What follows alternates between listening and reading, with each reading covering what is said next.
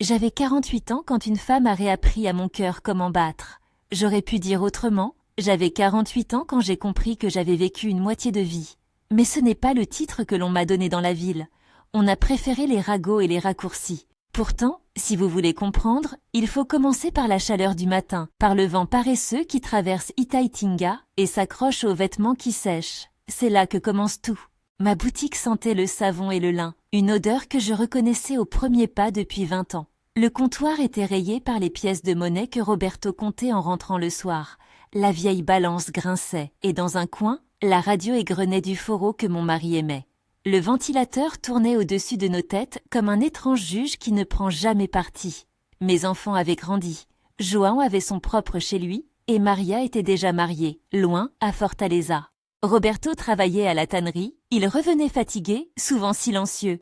Le mariage, après 25 ans, ressemblait à une routine bien huilée. Mais c'était une routine sans chaleur, une maison chauffée à vide. Je me levais tôt, le café préparé à l'ancienne, l'odeur du couscous qui montait, la ville qui s'étirait. J'aimais les petites choses. Raccommoder une robe, repasser un voile, arranger un coupon qui avait perdu sa couleur.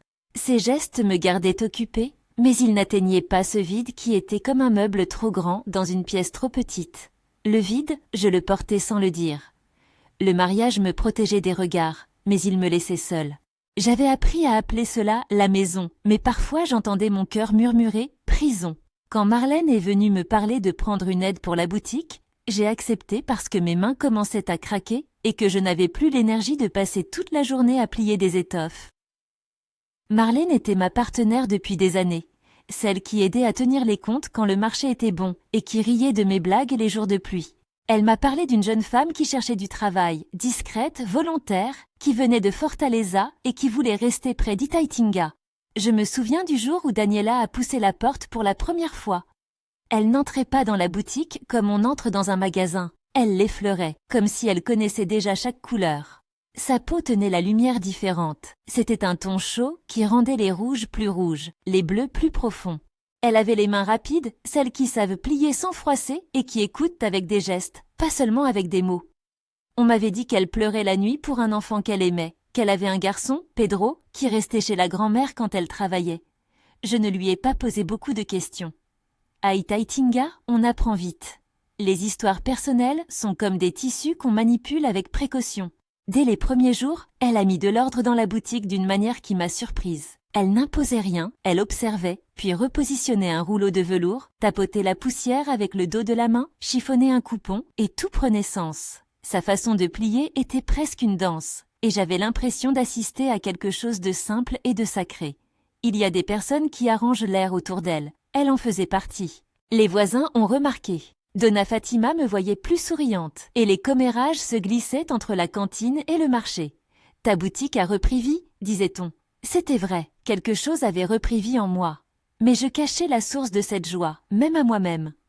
Je la confondais avec la fierté d'une bonne journée de vente, avec le plaisir de voir un fauteuil reprendre sa jeunesse grâce à un tissu neuf. Tout était plus lumineux. Même les tâches les plus banales semblaient recevoir une attention nouvelle. Je priais parfois, ce que j'avais toujours fait. Pas des prières savantes, juste des mots qui sortaient quand j'étais seule devant l'évier, les mains dans l'eau. « Seigneur, aide-moi à tenir », je disais, sans imaginer que l'aide se présenterait sous la forme d'une jeune femme aux doigts rapides. J'allais à la messe si je le pouvais, pas pour recevoir des réponses, mais parce que la voix du prêtre et le chuchotement collectif me rappelaient que je n'étais pas la seule à porter un poids. Padre Edinaldo connaissait ma famille de vue. Il connaissait mes enfants, connaissait le nom des tantes, il me voyait parfois parler au coin du parvis après la messe. Mais les choses intimes, celles qui brûlent l'intérieur, on ne les dit pas dans la sacristie. Un matin, la chaleur s'est abattue plus tôt que d'habitude. Le ciel était d'un bleu si blanc qu'il en devenait dur. On avait installé de nouveaux coupons près de la vitrine. J'essuyais une poussière qui ne partait pas. J'ai monté sur la petite échelle pour accrocher un panneau quand mon pied a glissé sur un coin de tissu humide. Tout s'est passé en une seconde, les genoux qui se plient, la main qui cherche une prise, la tête qui se retourne vers le vide, et puis sa main. Elle était là, plus vite que la peur. Un geste court, précis, ses doigts qui attrapent mon poignet, me tirent vers le comptoir, me ramènent à la gravité. À l'instant où ses doigts ont serré mon poignet, il s'est passé quelque chose d'irrésistible et de terrifiant dans mon corps. On dirait que l'univers a retenu son souffle. Ce geste, si simple, m'a donné l'équilibre que mon mariage n'avait jamais su me donner. Une présence, un soutien concret. Avec 2 doigts, elle a fait ce que mon mari n'avait jamais su faire. J'ai voulu rire ensuite. Pour cacher l'émoi, j'ai raconté que j'étais maladroite, que l'échelle se promenait. Elle a répondu par un sourire qui n'était pas une réponse, juste une reconnaissance. Son regard est resté un peu plus longtemps sur le mien que nécessaire. J'ai senti le monde se resserrer sur ce coin de la boutique. Tous les bruits lointains devenaient flous. Les doigts qui tenaient mon poignet avaient une manière de dire sans mots. Je suis là. Et c'était tout. Après cet incident, les choses ont pris un rythme particulier. Les gestes ont commencé à s'accumuler. Une tasse de café qu'elle me tendait quand la matinée était longue, un briquet éteint à côté de la caisse parce qu'elle disait ne pas supporter l'odeur du goudron. Un sourire qui me surprenait quand elle pliait un coupon comme pour cacher un secret. Ce n'étaient pas des événements spectaculaires. Souvent, c'était seulement des regards prolongés ou des touches furtives, la pression d'une main quand elle me passait un métier, l'effleurement d'un doigt sur un tissu pour montrer la qualité. Mais ces petites choses, répétées, ont commencé à construire une cartographie nouvelle de mon quotidien. Elles signalaient un territoire où je n'avais pas mis le pied depuis longtemps. Une intimité qui n'était pas celle du mariage, une proximité douce, entière. Je me trouvais parfois à la fenêtre, observant la rue pendant des minutes entières, en me demandant comment expliquer l'inexplicable. J'avais toujours cru, naïvement, que l'amour arrive selon des règles visibles. Rencontre, passion, mariage, routine. Ici, rien de cela ne s'alignait.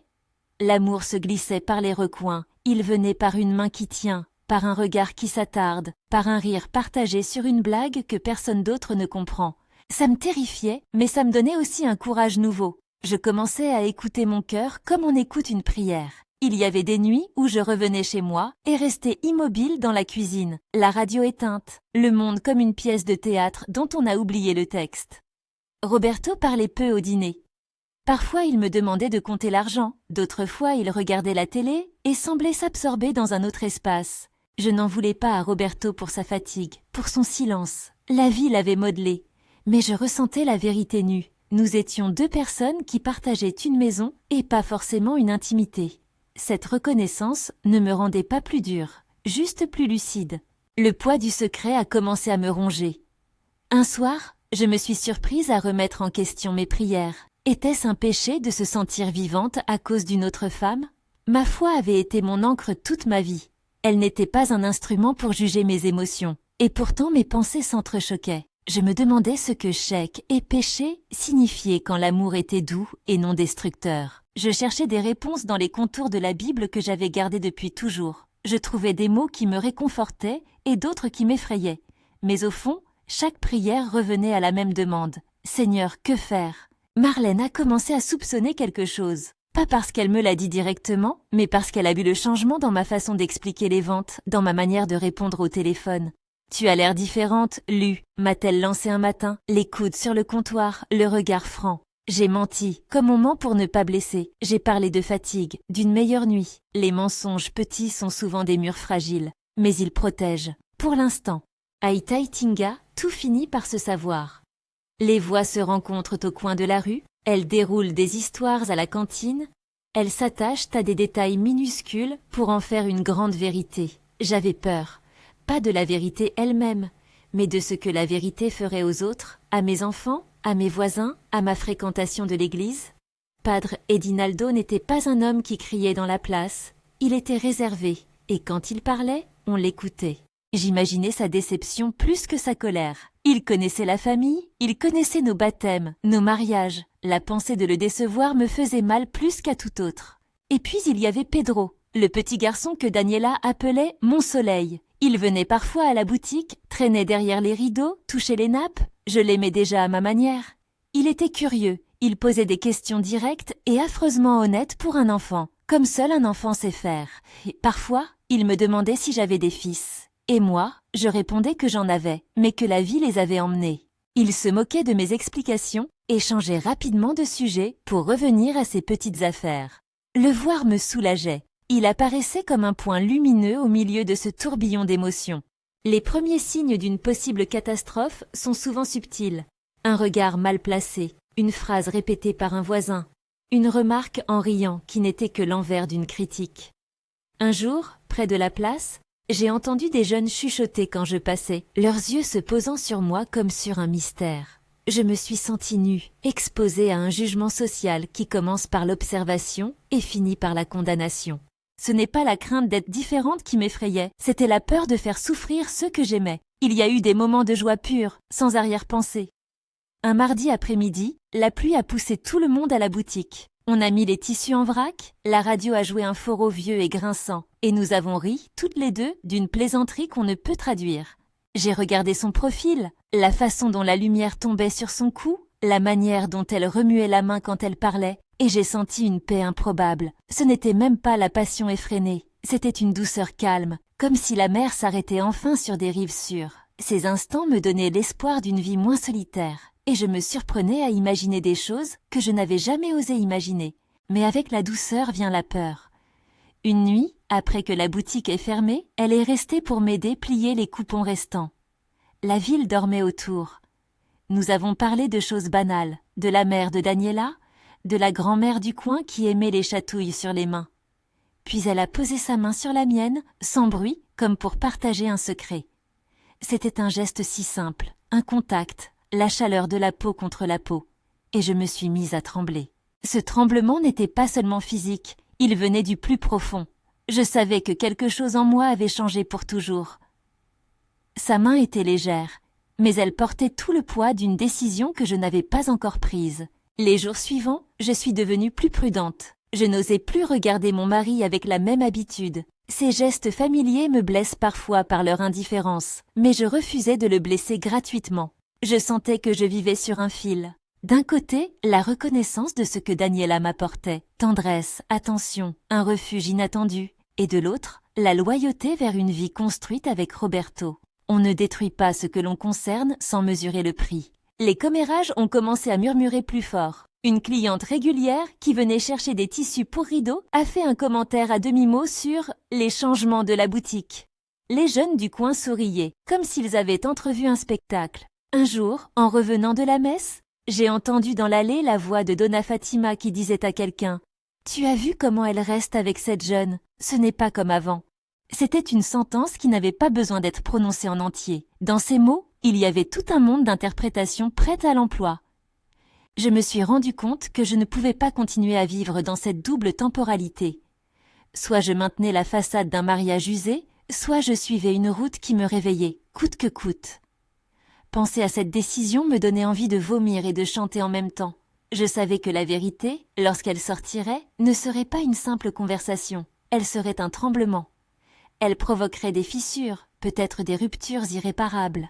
Mais vivre comme un décor m'épuisait. Un après-midi, alors que le soleil pesait lourd sur les toits, je travaillais au fond de la boutique, les mains dans un paquet de tissus, quand Pedro a couru vers moi, un dessin froissé dans la main. « Maman, regarde !» s'écria Daniela, et sans réfléchir, j'ai pris le dessin. Le petit avait dessiné 2 personnes, main dans la main, un soleil au-dessus de leur tête. C'était minuscule, haut et naïf, mais pour moi, le dessin faisait office de prière.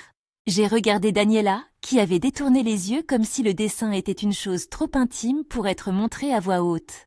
Nous sommes restées silencieuses, et dans ce silence, il y avait une complicité qui ne demandait pas de nom. Ce soir-là, à la maison, je n'ai pas fermé l'œil.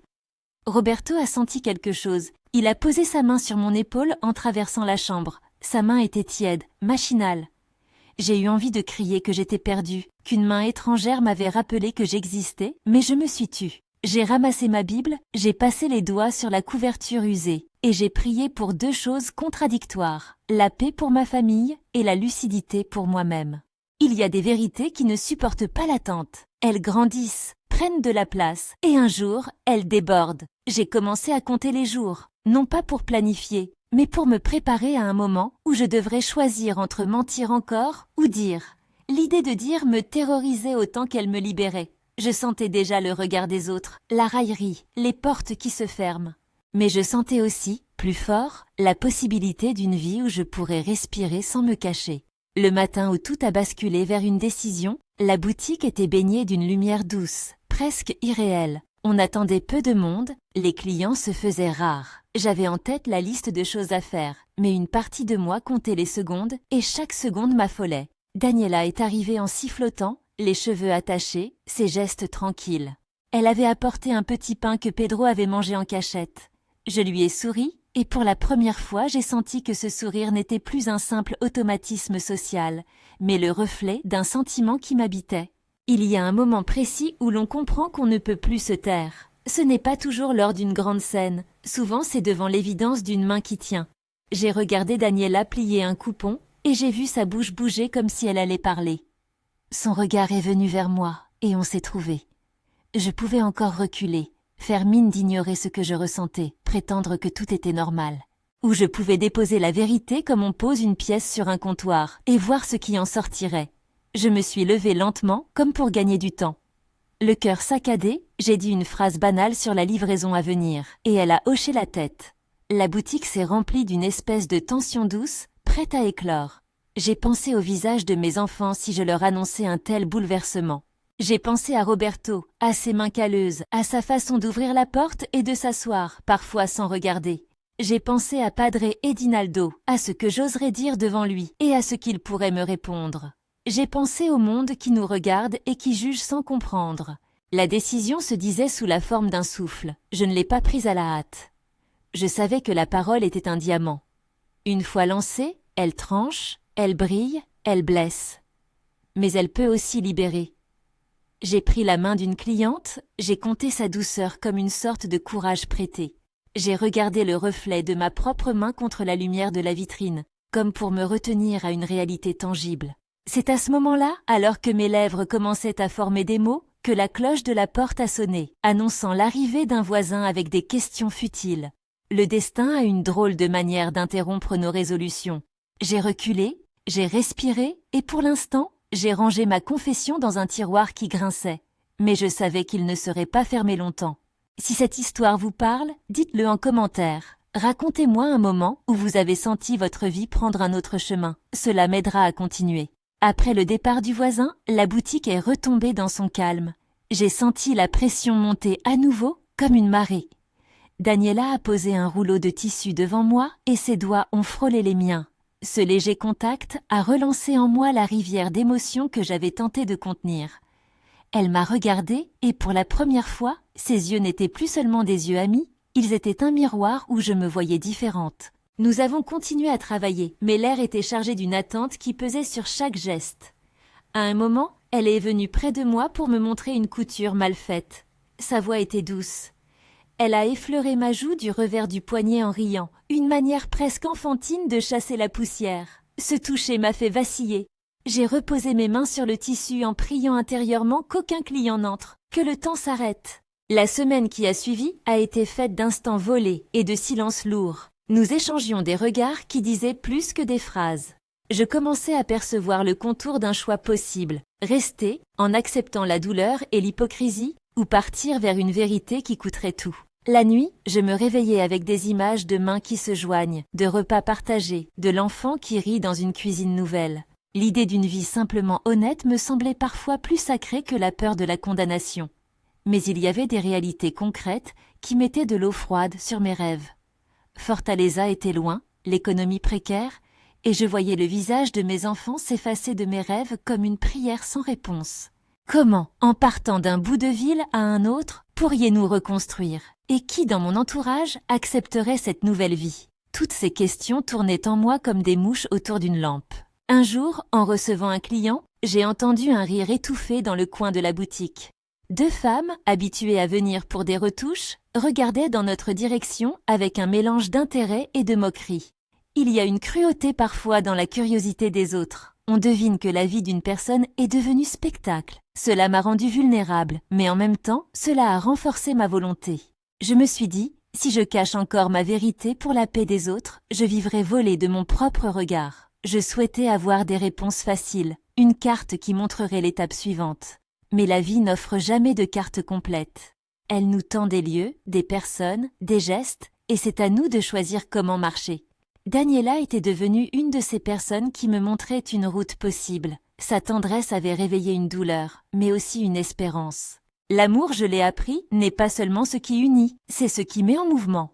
Une semaine avant que je n'envisage sérieusement de parler à Roberto, il y a eu un moment de grâce qui restera gravé. Nous avons fermé la boutique tard parce qu'une commande urgente est arrivée. Pedro était avec nous, fatigué, et il s'est endormi sur une pile de tissus. Nous l'avons laissé et nous avons plié en silence. À la lumière jaune du comptoir, elle a posé sa main sur la mienne pour m'aider à refermer un paquet. Cette fois, sa paume était chaude et encore plus ferme. Je me suis surprise à me pencher, pas pour baisser la voix, mais comme pour écouter ce que mon corps avait à dire. Son doigt a caressé la tranche d'une étoffe, puis a effleuré mon nom quand elle l'a murmuré. Je me suis arrêtée sur ce murmure, parce qu'il contenait plus qu'un prénom. Il contenait une promesse que je ne savais pas encore comment accepter. Tout ce que je savais, c'était qu'après ce soir-là, je ne pourrais plus prétendre que rien ne s'était passé. J'avais franchi, sans même le vouloir, une sorte de seuil intérieur. La peur, cependant, revenait comme la marée inévitable. Et mon mari, je me demandais, Roberto n'avait jamais été violent, il n'avait jamais haussé le ton au-delà du nécessaire. Mais la douleur que ma décision lui infligerait pouvait être profonde, et je ne voulais pas être celle qui détruit pour reconstruire. Je pensais à João et Maria, à la façon dont leurs voix seraient si différentes. Je pensais à Padre Edinaldo et à la possibilité d'une parole de consolation ou d'une réprobation. Il y avait tant de visages dont les réactions m'angoissaient. Pourtant, il y avait aussi des moments où je sentais que rester serait trahir ce que j'étais devenue. Un après-midi, en regardant son profil, j'ai dit à voix haute « Je ne peux plus faire semblant ». C'était presque une déclaration à moi-même. Elle m'a regardée, surprise, et ses yeux ont brillé comme un très petit feu. « On ne peut pas vivre à moitié, n'est-ce pas ?» a-t-elle dit sans prononcer mon nom. Sa phrase n'était pas une accusation, c'était un écho. J'ai hoché la tête. Je savais que la décision de parler, de rompre l'ordre établi, allait déclencher une chaîne d'événements.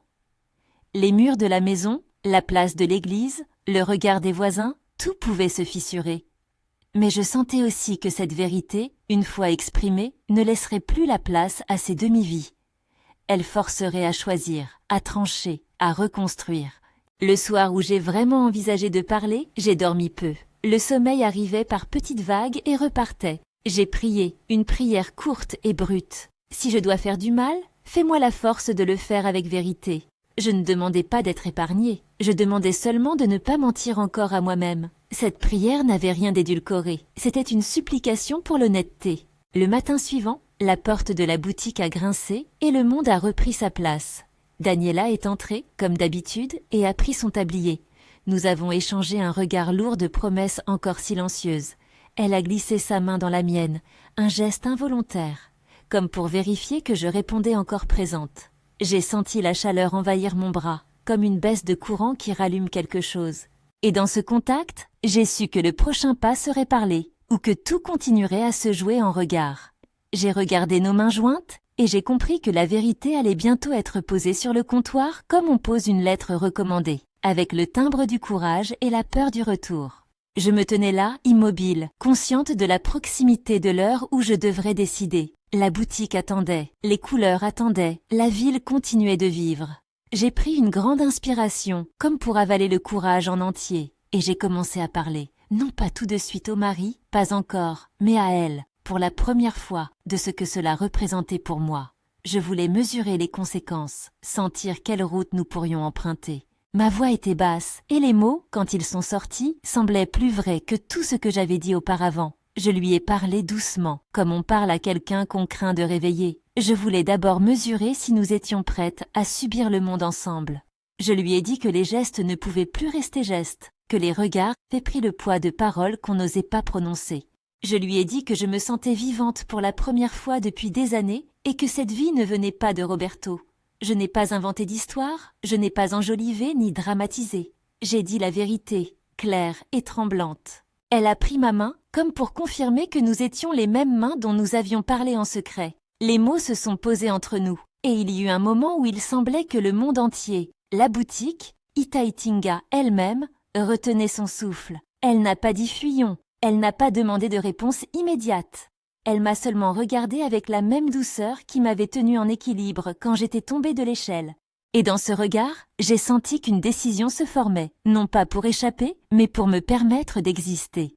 Je savais que parler de cela à Roberto serait comme lancer une pierre dans une mare tranquille. Les vagues partiraient dans toutes les directions. J'aurais pu choisir la prudence, la demi-mensonge, la survie passive. Mais depuis que son doigt avait frôlé ma joue, depuis que Pedro avait dessiné 2 silhouettes main dans la main, je ne pouvais plus me contenter d'une vie en clair-obscur. Alors j'ai choisi d'être honnête avec lui. Je l'ai attendu à la maison ce soir-là. La maison était chaude, une chaleur lourde qui semblait peser sur moi comme un jugement. J'avais mis de l'ordre dans la cuisine. J'avais rangé les assiettes, comme si un geste domestique pouvait préparer un cœur à entendre. Quand Roberto est rentré, il avait cette fatigue accumulée qu'il habitait depuis si longtemps. Il a salué, a posé sa boîte à outils sur la table et a demandé, comme d'habitude, comment s'était passée la journée. Ma voix était basse, j'ai senti chaque syllabe comme un pas sur une planche qui grince. Je lui ai dit que j'avais quelque chose à lui dire. Il a pris une chaise, a regardé mes mains, puis mon visage. J'ai commencé par lui rappeler tout ce qu'il savait déjà. Nos années, les enfants, les dettes payées ensemble, les fêtes, les baptêmes. Je voulais qu'il sache que je n'effaçais rien. Puis, d'une voix plus faible, j'ai prononcé son nom et j'ai dit que j'aimais une autre femme.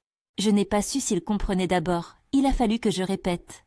Ses yeux se sont embués, pas de larmes au début, juste cette expression d'incrédulité qui dit « Je ne reconnais plus mon monde ».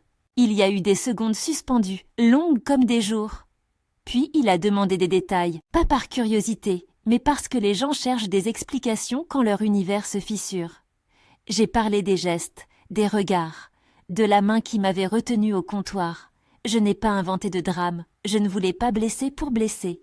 J'ai parlé de mon vide, de la solitude qui venait après 25 ans, de mon besoin d'être vue. Je lui ai dit que je l'aimais d'une manière qui n'annulait pas ce que je ressentais maintenant, mais que je ne pouvais plus mentir à moi-même.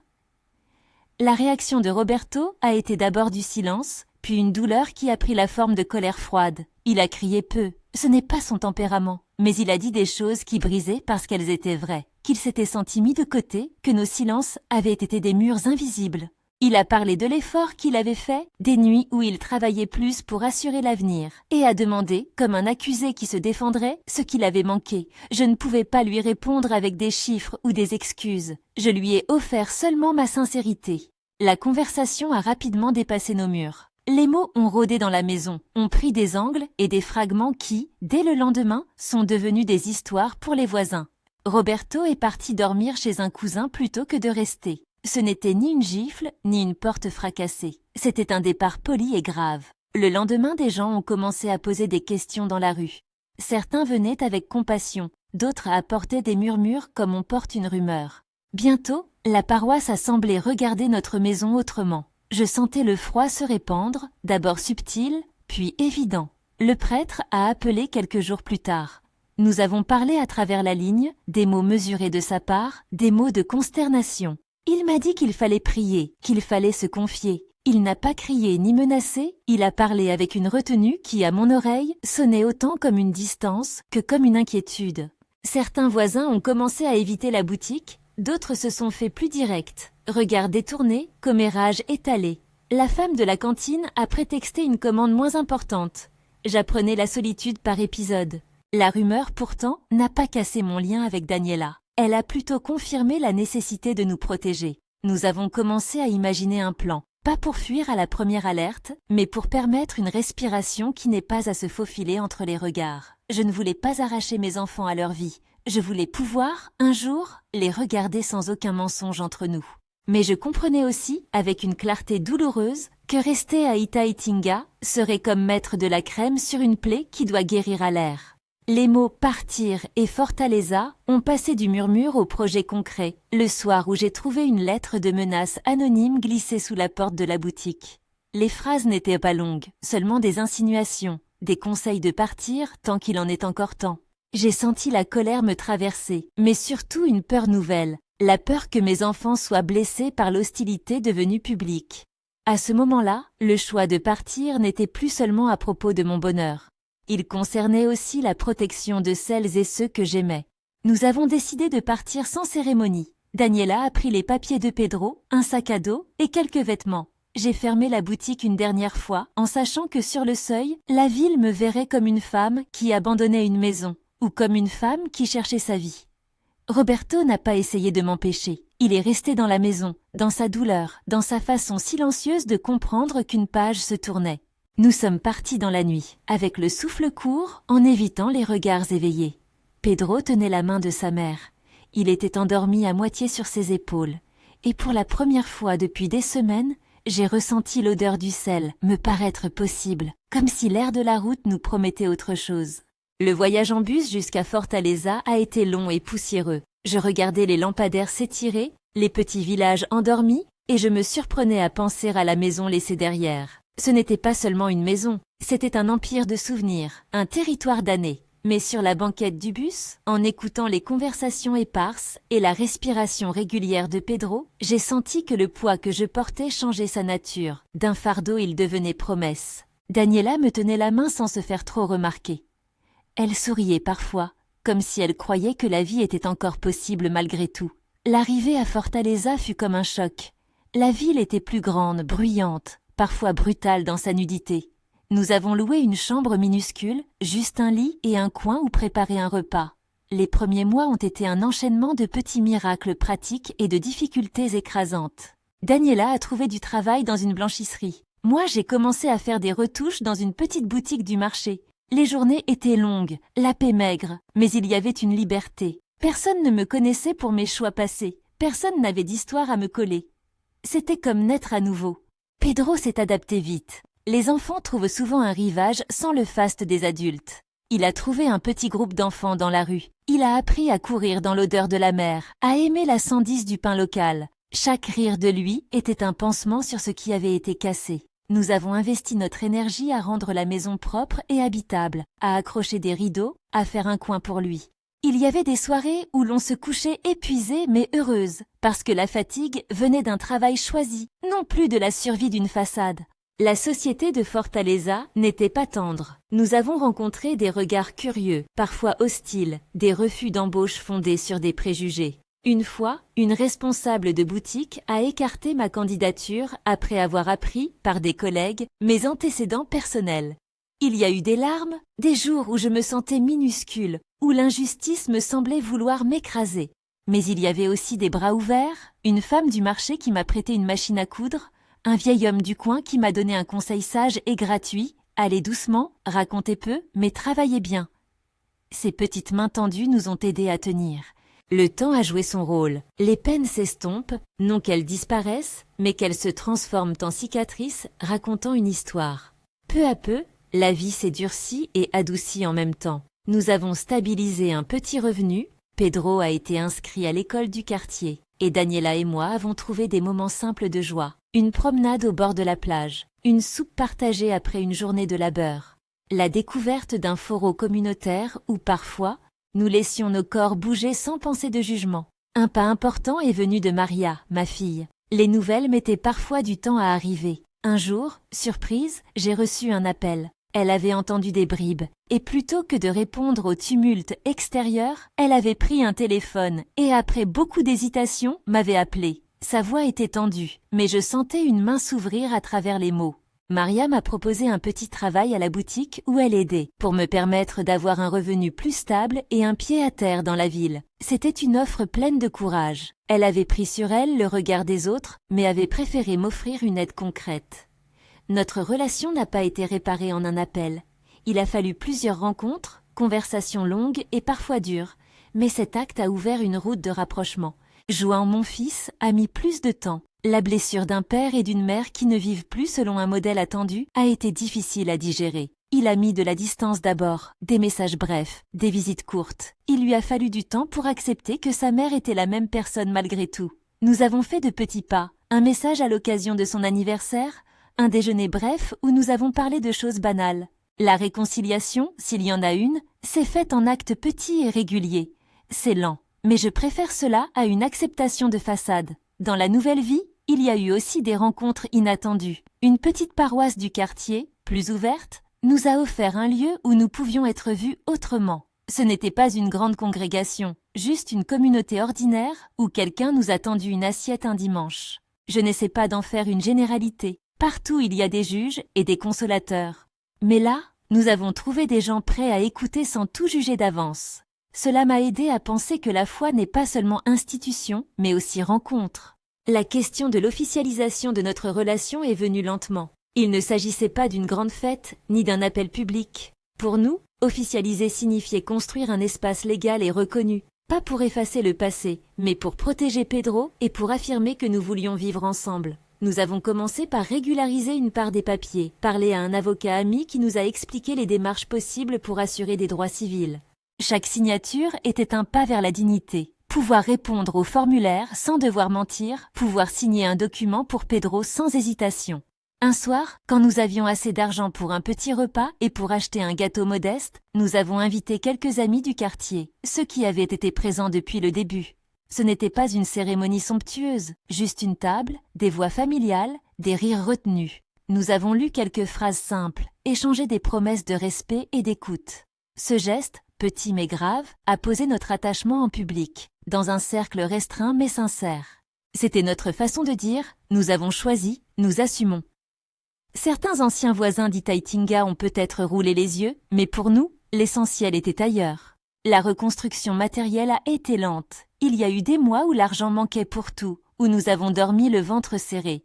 Mais il y eut aussi des jours où, malgré la fatigue, je me réveillais en regardant Daniela dormir et ressentais une paix que je n'avais plus connue. Ces matinées ont été des récompenses en elles-mêmes. Je me surprenais souvent à humer l'air et à penser qu'il valait mieux vivre pauvrement en étant vrai que riche en vivant un mensonge. Cette conviction n'a pas calmé toutes les peurs, mais elle a été une boussole. Les blessures ne se referment jamais complètement. Parfois, une parole mal placée, un conseil cinglant entendu dans la rue, me ramenait à la douleur d'autrefois. Il m'est arrivé de pleurer en silence, la tête appuyée contre la vitre d'un bus. Mais pour chaque larme, il y eut une main qui m'a relevée. Daniela qui préparait un café quand je n'en avais plus la force. Pedro qui dessinait encore des soleils pour nos jours gris. Maria qui cherchait des solutions pour m'aider. Ces gestes m'ont montré qu'une famille se reconstruit aussi avec des actes modestes. Il y a eu aussi des moments d'acceptation, petits mais puissants. Une voisine du palier nous a apporté des tartes une fois en disant simplement « J'ai aimé votre honnêteté ». Ce n'était pas une médaille publique, juste une reconnaissance humaine. Quand je suis retournée à Itaitinga pour régler quelques affaires, j'ai trouvé des regards moins durs de certains. Padre Edinaldo m'a croisé un matin à l'église, où je suis entrée par habitude, puis il m'a salué d'un signe discret. Il n'a pas prononcé de sermon public en ma faveur, mais il n'a pas non plus tourné la tête. Parfois, le temps n'efface pas les blessures, mais il nuance les contours. La vraie question, pour moi, n'a jamais été « Est-ce que j'ai eu raison ?» C'était plutôt « Puis-je vivre en intégrité ?» Les jours où je me levais sans mensonge, où je pouvais appeler Daniela au marché sans craindre un regard, je savais que j'avais bien fait. La route a été parsemée de douleurs réelles, l'éloignement d'amis, des blessures dans le cœur des miens, la nostalgie de ce qui fut. Mais il y eut aussi un gain immense, la paix intérieure, la possibilité d'aimer sans cacher, la chance d'offrir à Pedro une maison où il a le droit d'être lui-même. Un épisode restera gravé dans ma mémoire. La première fois où j'ai tenu la main de Daniela en public, pas comme un secret, mais comme une affirmation. C'était dans un marché, près des tissus que j'avais appris à connaître toute ma vie. Quelqu'un nous a regardés passer. Pour un instant, j'ai senti l'ancienne peur revenir.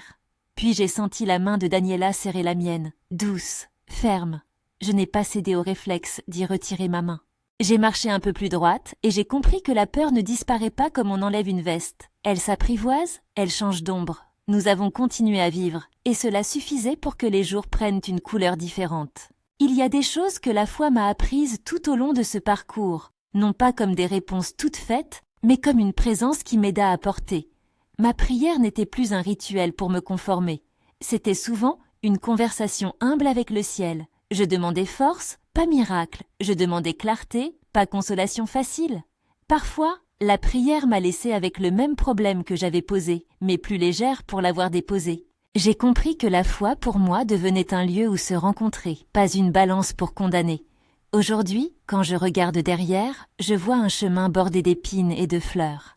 Les épines ont piqué fort, j'en porte les marques. Les fleurs, cependant, ont un parfum tenace. Elles me rappellent que j'ai aimé, que j'ai pris des risques, que j'ai choisi d'être entière. Le prix a été réel, des regards, des portes refermées, des silences familiaux. Mais il y a aussi eu des retours, des mains tendues, des complicités inattendues. J'ai choisi d'habiter ma vérité et malgré la peur qui parfois revient, je ne regrette pas d'avoir dit à haute voix ce que mon cœur me dictait. Si je devais adresser un mot à celles et ceux qui m'écoutent, ce serait ceci. La vérité coûte, mais elle libère. Vivre la moitié de soi peut paraître la solution la plus commode, mais à long terme, elle pèse plus lourd que la rupture. Je n'encourage personne à briser des familles sans mesure. Je encourage à l'honnêteté, à la prudence, à l'amour qui pense aux autres. Chacun doit mesurer sa route selon sa conscience et son courage. Si vous êtes dans une situation semblable, cherchez des alliés. Préparez-vous. Pensez aussi à ceux que vos choix impactent, mais n'enterrez pas votre cœur pour vivre la sécurité des autres. Je veux dire aussi, si vous avez connu la peur, la trahison, la solitude parce que vous avez choisi d'être vous-même, sachez que les blessures peuvent guérir. Cela prend du temps, de la patience et souvent de l'aide. Acceptez les petites victoires, un repas partagé sans mensonge, un sourire sincère, un enfant qui rit. Ce sont ces instants qui bâtissent une nouvelle maison. Pour finir, permettez-moi un dernier conseil. Écoutez votre corps, écoutez vos gestes. Ils parlent souvent plus fort que les mots récités par habitude. Si une main vous soutient et vous rend juste un peu moins seul, peut-être méritez-vous d'en prendre soin. L'essentiel est de rester fidèle à vous-même autant que possible. Si mon histoire vous a touché, laissez un commentaire pour partager une expérience ou une pensée. Votre parole peut aider quelqu'un d'autre à prendre un peu de courage. Et si vous voulez entendre d'autres récits, abonnez-vous. Il y a encore beaucoup de vie et de leçons à raconter. Merci d'avoir marché un bout de route avec moi.